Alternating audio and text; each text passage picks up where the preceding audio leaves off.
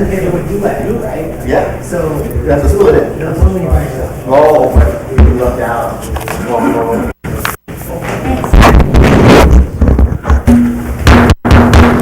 The Lathrop-Manteca Fire Protection District Board of Directors are reconvening their meeting. We have just come from closed session at this time.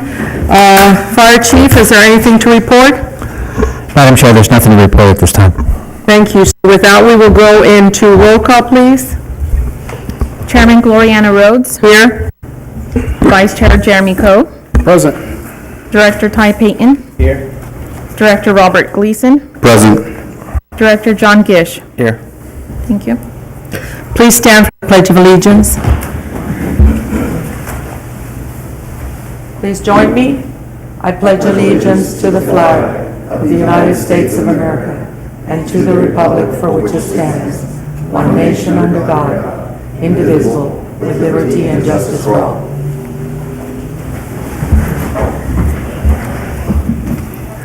Declaration of conflicts of interest. Are there any conflicts of interest to report at this time? None. None presented. We will go into presentations, which there is none, and public comments. Is there anyone who would like to speak in public comments?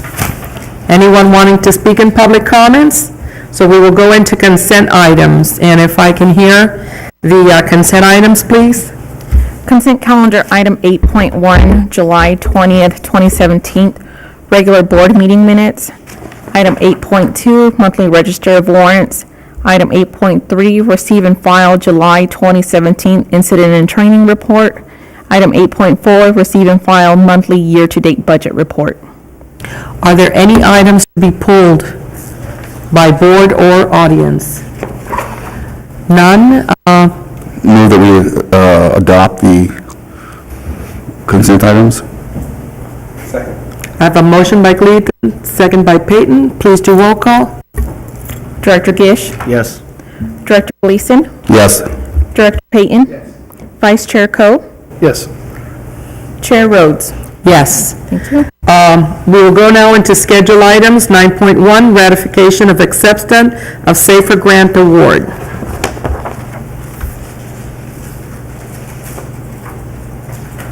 Good evening, Madam Chair. Sorry. Good evening, Madam Chair and Directors. We're going to go over the approval and ratification of the 2016 Safer Grant Award. Staff is presenting the 2016 Safer Grant Award package. In 2016, the Lathrop-Manteca Fire District applied for the Safer Grant, and prior to this review, staff worked with Fire Board to identify the staffing needs of the district. That also included the new Station 35.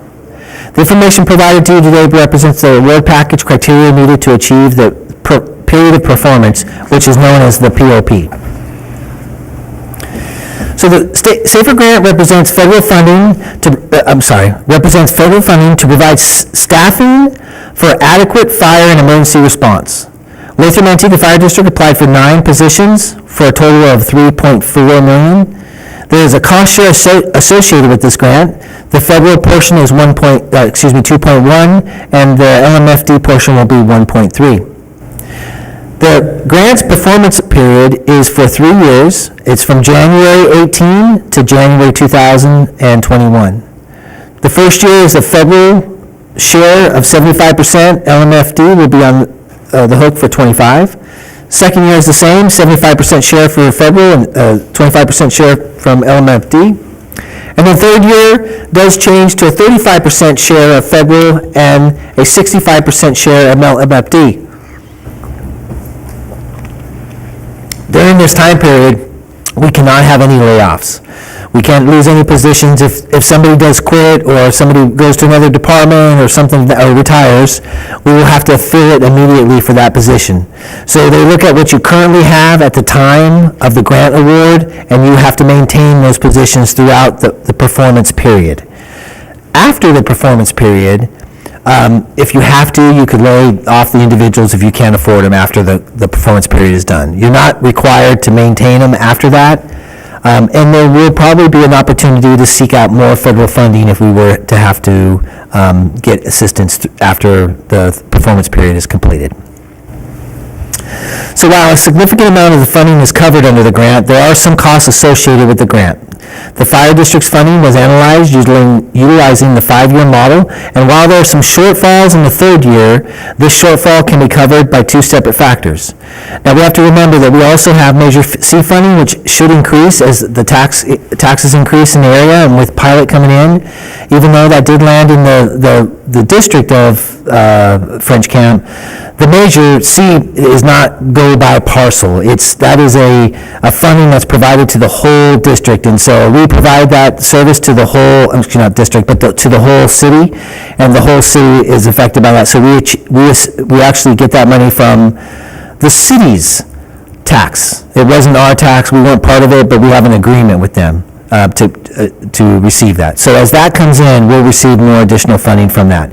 That will be an avenue for us to fund those positions, those shortfalls, and to carry the cost, maybe even after the grant ends, to continue to keep them employed. The other is the developer agreement. If you remember back when we did the development agreement with River Islands, which that station is going to be open here in about a year and a half, and hopefully have some more solid dates for you as we get down the process with the construction kickoff. But during that agreement, we were able to maintain that the developer will fund any shortfall for that station. So we do an analysis to see what costs are there for the shortfall of the staffing, which the staffing at that station is for 9 personnel. So if we were to allocate the grant personnel over to that station, and then if there was any shortfalls, we could have the developer pay that shortfall also. So there's 2 ways for us to fund those shortfalls that you're going to see on the 3rd year. So here's the fiscal funding balance for the 17-18 that we put together this year. I went ahead and plugged in the 9 positions, and this is going to be the end result of that. We'll have a surplus the first year of $129,000. That gets utilized up, and I know that. And I heard, so when I'm gone, I watch the meeting, so I know what the questions are for the next meeting. So I heard that there was a question of, well, why are these carryover amounts? Well, we have to, it softens the load when we move down the years. We don't carry it over necessarily the next year. It's not budgeted to carry over. It's put in the 5-year model to carry over $250,000. But that's just a funding mechanism so that we can look 5 years down the road. Because if I didn't, all that would be red. And you'd be going, how do we do that? Yeah, the reserve balance is getting increased, but we're still in the red on. So what I do is I use a one-time expense. If we're going to carry over a fund balance, or we're going to apply part of our reserve money that would have gone in reserve into the next year's budget, I put that as a one-time expense and a one-time revenue, so that it just softens the flow of it. And so that's what you see when you see that happening on the normal stuff. So there's a $250,000 carryover that carries over to 2019. That does soften that shortfall to only we have about $9,000 if we stay on budget. And then the 3rd year you see 137 shortfall. And again, this is not projecting any increase in Measure C money, and it's not projecting any developer associated funding that we would be able to tap into if we did. After that, there's some stuff that falls off, and that's why you see increases significantly in 2022. So that's the 5-year model looking at it. So it's very feasible for us to accept and ratify this grant, and we'll be able to maintain a surplus and keep our revenue, our reserve fund at a reasonable amount. So the 9 personnel will be utilized to supplement the current staff, and then moved over to staff the new River Islands Fire Station once construction is complete. And we're anticipating that sometime next year. They've already started the liquefaction work, putting more sand into the ground and vibrating and getting that taken care of. And once that's done, they'll cut the pad and they'll get ready to start putting up the walls. So Station 35 will be required to be staffed in the next couple of years, and while the development is growing at a very impressive pace, the SAFER grant will help the fire district cover any gaps in funding to provide adequate staffing for the new community in Lathrop. And that's what I have for presentation. Is there any questions? Sorry, my left. To replace personnel immediately. So are we going to maintain a 2-year list, or are we going to switch it to a 3-year list to cover the grant period? So Currently testing, so we'll keep a 2-year list. I'm sorry, it's a 1-year list, and the board can choose to extend it for the second year, and I think we updated that policy the last couple of years. So that's the way it is, and that's why we had a one-year list and it expired. I didn't bring it back to the board in enough time to get it extended, and that's why we retested. That's all I have, thank you. No question. Any questions, Myra?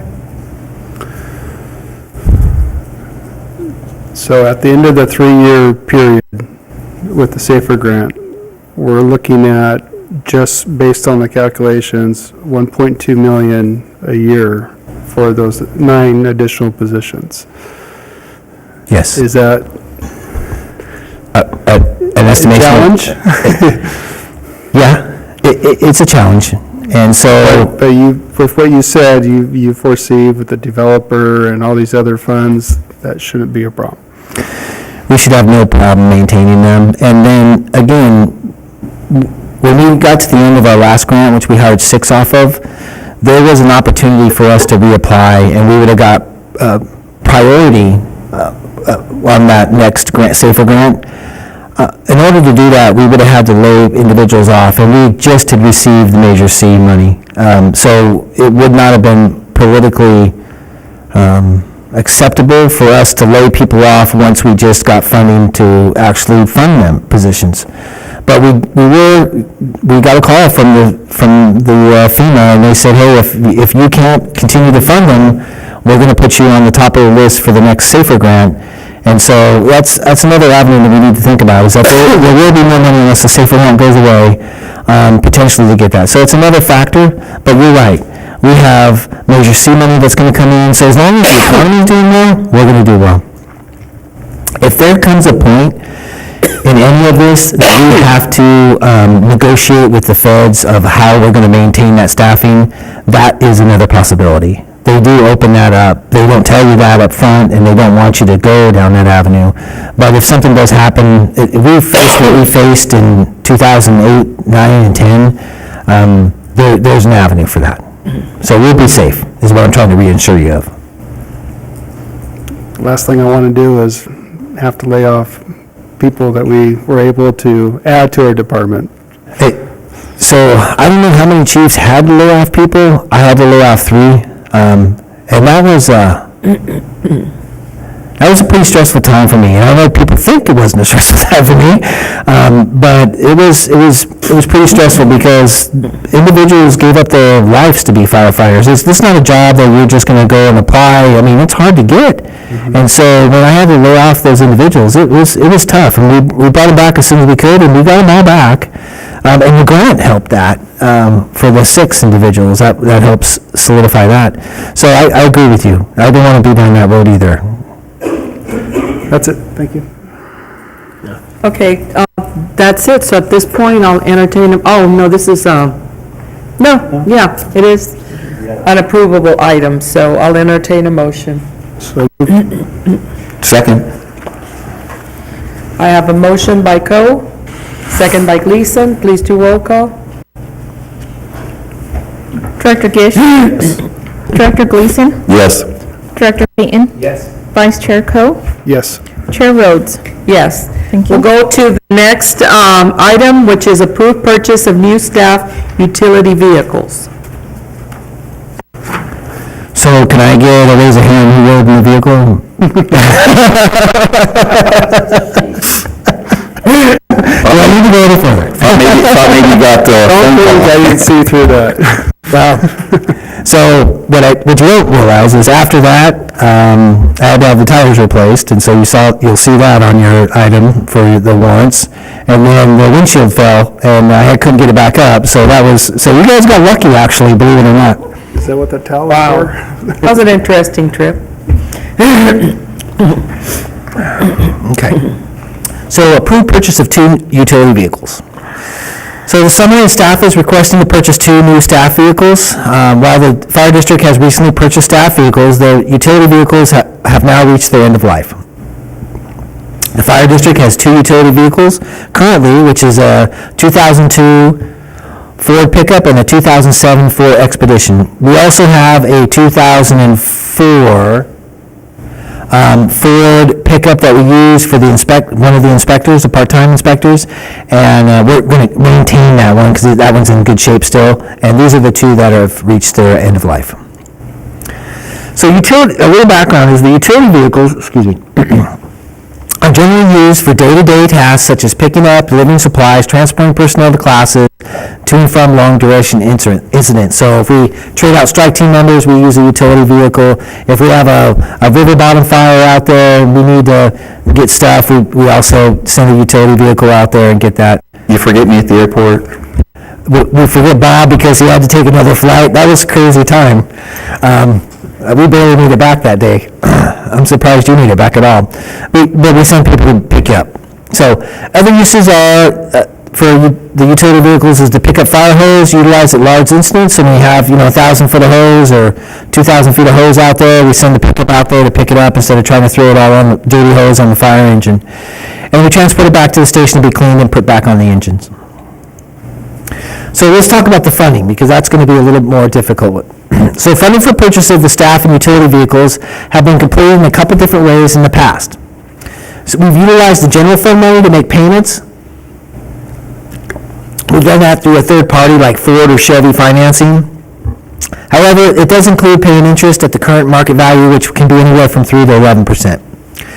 The other avenue we've used is borrowing the money from our fire facility fee or capital outlay account that have pending projects that are not yet here to be completed. So we've saved up money, or we have money set aside for them, but the projects really haven't come to their full capacity, so we can borrow that money from them accounts. So it's like borrowing money from ourselves.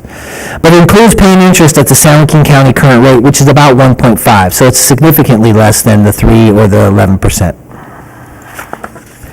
So staff is requesting the fire board approve the purchase of the new utilities at approximately $50,000 per vehicle and allow staff to trade in the current staff vehicles for a savings of approximately $8,000 to offset the cost. Staff will be borrowing about $92,000 to $95,000 from the fire facility fee fund or the capital outlay to be paid back over 4 years at $23,000 a year to $23,750 annually. One thing before I leave that, we do have set aside capital outlay money in the general fund to pay that $23,000 back. So there's money there set aside for the years. We just don't have the full amount of $100,000 to fund it in one purchase. Very Questions? good. Ed, starting at my right, any questions? Not yet. Okay, Cole, None. to my left? None. I'm not even asking. I rode in the vehicle.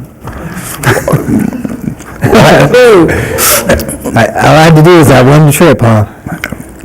Yeah, and so I've driven them. I remember when the pickup was brand new, having, it was pretty sweet.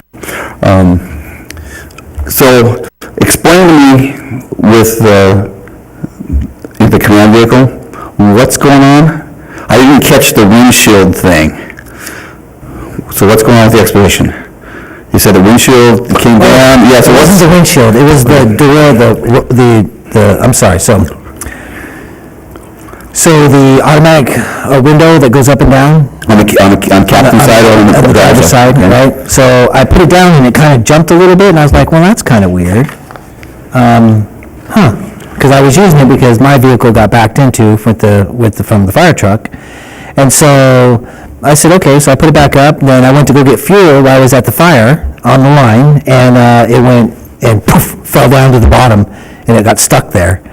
So I pretty much had to open it up and lodge the window, the driver's door window up, and pull a wedge in there to get me through the rest of the assignment. So that was after you guys took it on your trip. See, that's the one I should have been backed into. I agree. And that's so that the public knows, so they're watching us, it wasn't our guys who backed into the chief, it was CAL FIRE who backed into the chief. It was a CAL FIRE, and so this is the little nuance to that, is that it was actually a Tuolumne County fire engine being driven by a CAL FIRE firefighter. Right. And so it makes it a little bit special, little nuance there. So that's why they're having trouble, they're pointing fingers at who's going to pay for it. But we've gotten correspondence back, they're going to cover it, so. Okay. It'll be done. Our vehicle's back. They did a phenomenal job. I'm quite impressed with our insurance because they struggled last time and they had it back to us within a week. Okay, and on the utility, on the truck, are we looking at four-wheel drive? Yes, sir. Okay. 2 four-wheel drive, 2,500, I believe, is what we're looking at. And we're going to have them built to the state spec. So they'll have the bigger brakes, they'll have the suspension, and we're going to work on that. And it'll be able to tow the boat and all that. Absolutely. Yeah, we're not going to skimp on that. Okay. Very good. That's all I have. Thanks. Any other questions? Okay, so with that, I'll entertain a motion.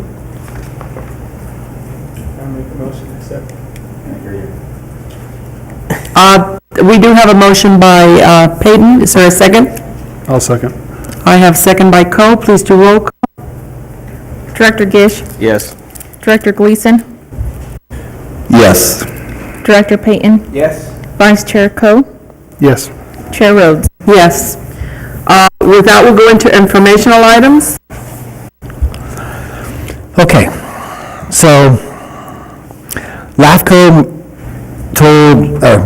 Grand jury told LAFCO that they needed to consolidate the rate and they needed to have quarterly meetings, and they went on and on about setting out this criteria for LAFCO to meet. And one of them was French Camp, Montezuma, Waterloo, Murata. They bounced all over. It wasn't a complete contiguous consolidation that they suggested should happen. And so I went and attended that meeting, and I wanted to talk about that we feel that consolidation can be a good thing, but it has to be done reasonably. You cannot put 8 departments and say, hey, you need to consolidate. There's so many different factors to that. There should be something of nearby agencies consolidating, such as French Camp and us, and not them forcing it, but they should encourage that. They need to look at special districts and they need to hold them accountable, and so that you don't have, volunteer fire departments that are having taxing mechanisms in place, but they're really not providing the service. And I'm not naming any individual department, but you have Farmington, you have Collegeville, you have Lehman Peters, you have McCollum, you have a ton of fire departments. And what LAFCO should be doing is going, are they effective? Are they efficient? And then talk about consolidating departments. But don't just take this large swipe and say, hey, everybody needs to consolidate because that's what makes sense. It does make sense, but it has to be done through an educated process of consideration. It can't be just a swipe just because you're not. But if you are effective, your funding is there, and you're controlling that like we do, we're transparent, we make sure we're funded, we make sure that it's black for the most part, and we know where we're going to get our money from, and then we move forward. Well, whether all the other departments do that or not, because we don't know what their business is, that's what they need to focus on. And that was my emphasis on what I told them at that meeting that day, is that they need to focus on that. And when that starts happening, then we can talk about other avenues of how we're going to provide a better service for California, but for San Joaquin County. We need to do something, but I don't know if it's going to happen in my lifetime or my career. So that was what really the whole process of LAFCO coming out and saying the grand jury really doesn't have authority over us. And even though they told us that we had to have these quarterly meetings, they sent back a response to them saying that we'll meet when we feel it's necessary. And so it all worked out in the end. And so we'll move forward. If something does come about where we feel we need to look at a merger of some sort with a nearby agency, we'll bring it to the board for their direction to see how we're going to handle that. Okay? Very good. Okay. Update on electronic PCR. See, I watched the meeting. So I have someone here that's going to talk about that.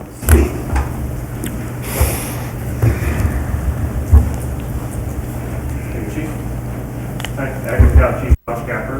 Are you on? Hi. What's that? Can you hear me now? Acting Battalion Chief Josh Capper, Chair Rhodes, Vice Chair Coe, and directors and staff. Just here to give you a quick update on the EPCR program. We are live with the EPCR program. We went live on July 1st, like everybody else did. As of August 4th, we have full reporting compliancy with the state and the county EMS agencies, so we're totally on board with that. All of our historical data has also been uploaded to the county. The program seems to be working okay for our purposes. All our census fields are filled out and being transmitted as needed. The guys have said that it's fairly user-friendly platform. They like the fact that it prompts them on exactly what to say and when to say it and how to say it. It's going fairly well. There doesn't seem to be any complaints about it. There's a little, we've been using Firehouse for 20 years, and this new program has got to just work out some of the little idiosyncrasy with it, but for the most part, it's been fairly well received, and we're fully on board with it. That's great. Any questions? No, I don't have any questions. I was just wanting to get an update as to, because it was new, it's new to us, it's new to the county, and see how we were adapting to the new technology. So that's all I have, Chair. Thank you so much. Anything else? Nope, that's it. You're free.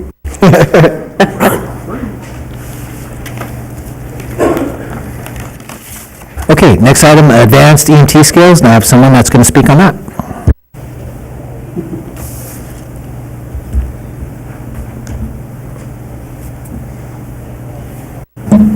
Thank you, Chief.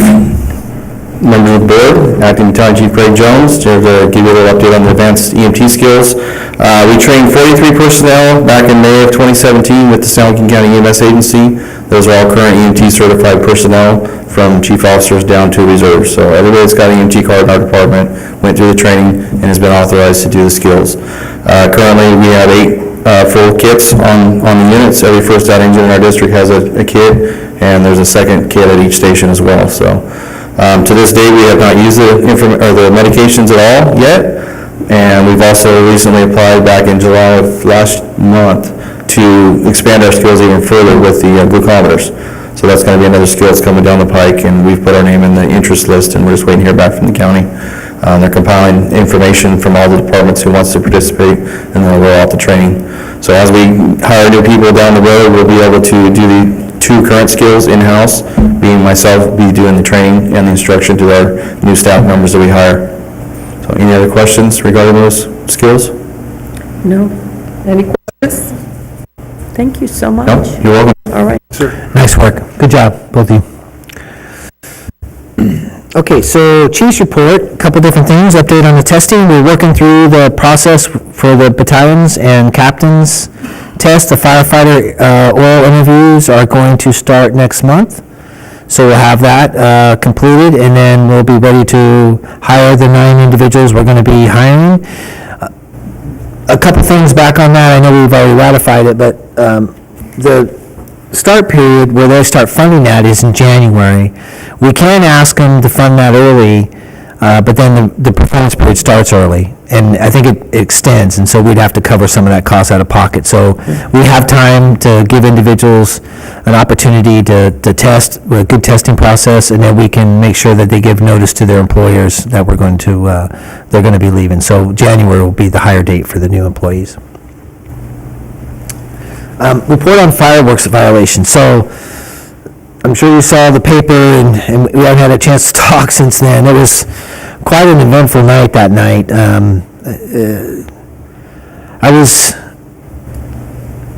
I think I was a little surprised at some of our citizens that were lighting off fireworks, and I know they just want to have fun, and believe me, I want to have fun too. I mean, but that's not what the city wants, and that's not what the law says. So, but the new code does allow us to cite them for if we see them firing fireworks. Even if an individual runs into a house, the person that owns the house can be cited for the fireworks. So there was a few individuals that didn't know, that tried to get away with it, but at the end of the conversation between Chief Medowski and myself and the resident, they would just admit to it. We'd confiscate their stuff, and then we move on to another day. There's other individuals that continued to light fireworks, and while I was waiting for the PD to respond, they were throwing Safe and Sane fireworks at my vehicle and me. Oh my God. So it was a discouraging point in that night that I felt like that it's not, I don't know if it's going to be worth it, it's going to be safe. We need to find a better way for fireworks violation enforcement, and that, putting police officers with firefighters, so that doesn't happen. And so, I think Manteca, or somebody, a neighboring department, they did undercover cars. They rented cars, and they just went out undercover, and then they just started citing people because they could drive up, and it wouldn't be noticed. So that's something we're going to look at. We're going to work with our partners here in law enforcement, with Lathrop, and we're going to find a solution, and I'll bring that back to you when we figure that out. The update on the fire station, Hold on, let me ask a question. Has there been any discussion with the city of Lathrop, because they seem to be escalating every year? So this is not a problem that, it doesn't matter who's doing what, the problem's not going away, it's getting worse. And I got to tell you that when you live in a rural area, in a urbanized area, and the houses are together, to be sitting in your front yard and to feel all of the stuff coming down on you, to see little flames coming down on top of roofs. Has there been any discussion in terms of, I don't even know, Gene, but I'm sorry, Chief, but it just seems to be getting worse. And now that, we're kind of policing it, maybe we police it together, but we had the experience to watch where it was being timed. The citizens would shoot the huge ones, then do a couple of little ones, make sure that nobody was coming around, then shoot some more big ones. And I mean, they weren't pretty, they were just big bangs with lots of smoke and flames. so I think we're going to get to a point where we either have to outlaw all fireworks in the city of Lathrop if we can't get citizens to do them responsibly. I think that's at the end. There's other cities that are talking about it, that once we legalized the safe and sane, it seemed that like the other stuff just kind of took off even more. So I think that's going to be the discussion that we're going to have this year. I think if it doesn't get any better, that's what's going to happen next year. That's what's going to be our recommendation. And so, obviously, we don't want to get into an argument or a discussion of whose authority is going to flex who, but it's something that we have to look at realistically and say, hey, and that's probably what's going to happen. We did have an injury that happened that night, and somebody injured with an illegal firework, and it's not going to get any better until people start being reasonable with the common sense. Well, that's the key. They're illegal fireworks. So by making the legal ones illegal, the illegal ones are still readily accessible by going out of state and bringing them across state lines. So that the state can help curb that at ag checks, and actually, do you have fireworks? When you pick up fireworks, you fill out a DOT form when you transport them. So it's not like the state of Nevada doesn't know that you're transporting it over California or Arizona. You fill out a form, and it's just a communication between the two states that this vehicle, or just make it, you have a California license, you can't buy, illegal fireworks, from out of state. The state needs to be involved in this, because it's not just us. You watch the news, it was everywhere. Yeah. It was that same group. We ended up, the only way we got them to stop, because I cited them 3 times, was that they broke up the party. The PD finally came in there and said, you guys are drinking out in public and you're intoxicated, and we're going to arrest you if you don't get inside. Oh. That's it. Or else they would have waited till we left, and they would have fired off more fireworks. That was the only way we got them to break up. So. Update on the open houses. So we haven't sent this out that I know of, and I wanted you guys to see the flyer. Do you guys have any suggestions or comments, concerns, questions? Oh, where did mine go? I left it at home. There's one, isn't I'm there one sorry. September 9th? No, I left it at home, mine. She got a link for it. Oh, very Look at that. good, yeah. The only Put the suggestion, dates, all right, there was. put the day of the week. The only date that is close to the appreciation dinner is the 17th? Was it the 17th? Or the 24th? It was one of them. Oh, my question was on September the 10th. That's Bacon Fest. Oh. Okay. I didn't know if that would impact. It might. 25th, so September 24th is the night before the appreciation, but that's Station 33's area, and the appreciation dinner here is here in Lathrop. So, we were gonna send this out, post it on our webpage, and put it on our Facebook. I would just put the day of the week. So Instead of the date? No, you put the date, so you put like Saturday or Sunday, because I'm right now, I'm looking at trying to, Well, they look like, are they all Sundays? I thought they were all Sunday, Sundays. I think they are. Yeah, they're all on Sundays, but it would be nice, because people are gonna look at that, and they're gonna go, and they're gonna have to go to their calendar and look, if you say it's Sunday, okay, No, that's I good. can go those kind of things. Which is good. I mean, everybody's coming out of church and going to the fire station. Add, day of the week. Okay? Got that? Chief Nadowski will make that happen. Well, what Station 31, I'm sorry, I won't be able to be at yours. I'll be at Bacon Fest. Oh, yeah. Well, some of our firefighters will be there too. Working, not having fun working. Yeah. Yeah, that's RX that weekend too. State Search and Rescue, Merced County. Yeah.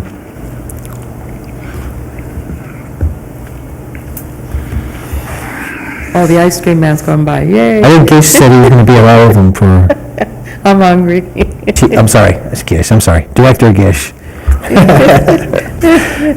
We're getting pretty loose with our, They all look good. all right. The residents of River Island may want to do one at Station 35, it's just a reason to get together. In the dirt. Oh, yeah, no, that might be good, Hey, there. yeah. Good, everybody good with them? I like the suggestion of figuring out something out there for River Island. That would be kind of cool. For this year?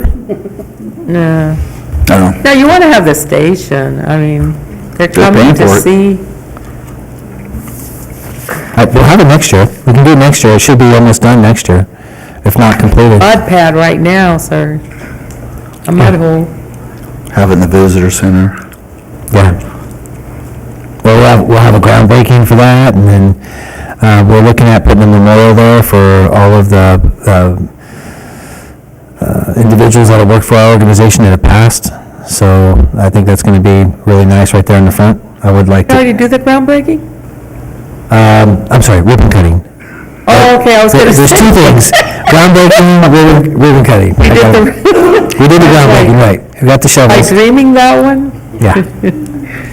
So, okay, questions? Oop, None. oh, how do I? Uh-oh. Ah, look at that. It does work. Okay, and then we have the reminder of the CSDA. We're all ready for that, Monterey? Got your swim trunks? Wetsuits. Everybody Wetsuits. going but me? Everybody going? Not going. Yeah, we're not going. Couldn't get the time. And Ty's not going. I think it's just Chief, Vice Chair Coe, and Director Gish. Oh, good. Yeah, That's a good one, too. yeah. So I'll be there for that, and so we'll. We might not have the vehicles, but we'll have a good vehicle for sure. It says on SDA, what do we need to do to get it's not certification, I think it is certification. The board gets certified as compliant or something. Yeah. I think once Director Gish goes through, I think we qualify. Because everybody has to attend. is that what it takes, is just one more person to go? I believe so, but let us check on that and we'll get that information back to you guys. I thought it was the majority, but I could be wrong. Was it? Yeah, it is the majority, but you also have to have some other hours. So I'm not sure it was just the one conference. Correct. I will have Becky look into that and Yeah. research that up so we can get direction on where you. Now, those that go to two conferences are going to have the The hours, yeah. which will be, Sounds good. That's a nice little accomplishment, and I'd like to have that hanging on our wall, that the board went through that. And if we can look at that other one too, I know, not for tomorrow or the next few months or whatever, because it takes a lot, because it also, you have to have certain things on your web and whatever, but there is also what do they call it? I can't remember. The transparency one. You can also get a transparency certificate, and it talks about, policies and things on the web, and, so it's something that, we can look into the future to get. It sounds really good, a transparency certificate, Okay, sounds good. Okay, I do have a couple of items that are not on there. I wanted to bring up that we'll be bringing back the engine purchases for the new station because it takes 365 days to build those out. So we're going to look at a Type 1 and a Type 3 initially for Station 35. So we'll be bringing both those back for you guys to look at the spec, and we'll get those ordered up and get them ready to go. That comes out of fire facility fee money, so we'll be taking care of that. And then I just wanted to touch base on, I know there was a question about funding the liability, the unfunded liability in the budget. So it is in there, and so I'll explain that a little bit because we pay it as we go. So when you look at the 1.7 million, that includes the unfunded liability for the year. So it's budgeted for the year. The whole 18,000 isn't required to budget for 1 year. And they haven't made it a requirement yet to budget for it. But if that does come out, the auditor's going to help us work through how we budget for 1 year, $18 million, which is, that's all going to be red. What I showed you earlier should be all red. But it isn't broken out, and that's probably what's confusing, is that unfunded liability is $1 amount that we put in for the cost of retirement. But what that is that's the combination of the normal cost, which is about 38%. I can get you the actual numbers if you'd like me to break it out. And then the unfunded liability is an additional 42 or 45%, which gives us a total of about, I think it's 73 to 74% this year that we're paying for retirement. So that's the unfunded and the actual cost, and not counting the employee cost. So it's quite ridiculously expensive, but it is a great system. And to this day, I ask, as soon as anybody asks about retirement, nobody has ever come in to complain about it once they're retired. So must be good. So does that answer your question? Well, we were at the conference and you were talking about, in the future, posting this stuff, and just making sure that we're ready so that when we have to put it out there for everybody, we're prepared, not only to answer the question, but are we to prepare to do it properly and right. Make sure. And so when that happens, we will make sure that happens. And so the bill, because if I were to throw that in there this year, you would have saw that we would have been in the whole, $17 million or something ridiculous. And so we'll make sure that you guys are aware of why that has to happen and how it has to happen. I know it's in the audit. That's required now for GASB 45, 65, I think, yeah. And then there's another one for OPEB that has to be in the audits. And so that's the question, whether they start requiring us to fund that. I think that one's going to be triggered before we have to fund the unfunded liability for the retirement. So fortunately, it hasn't shown up anywhere, but the county is supposed to be paying the unfunded liability extra. And if they do that, then it will drop it down significantly for us. But I haven't seen a change in our requirement yet. So we'll move forward, and I'll keep you guys advised if anything changes. So I hope I was informative with the information. It was impressive. Because I asked Larry lots of questions Chief Medowski lots of questions last time. Keep him on his toes. That was good. No, it was good. They were good questions. So I figured I'd follow up with them. And I was going to mention here, because I'm done with my stuff, that you saw that we broke out the training hours for you. We actually went back for that. It only cost us about 40 hours. Initially. Wow. It wasn't that big of we added it in. After we looked at it, we just went ahead and put it in instead of bringing the item back. So I hope you don't mind, Madam Chair, that I did that. Okay, so with that, board comments and referrals, start on my left. I've talked enough tonight. Thank you. It's hard to believe. My only comment is that I am going to be doing some travel in the next couple of months, and so I think I know I'm going to miss the September board meeting and probably the October board meetings. So We'll miss And a you. couple of football games also. At Lathrop High School, I mean, Oh, yeah. Director Coe? Glad everyone's in county right now, and everyone got home safely, and glad you're able to make it. Thank you for everything you guys do. As well as the office staff. Anything? I have none. I have nothing, so with that, this meeting is adjourned. Thank you, Madam Chair. Thank you, directors.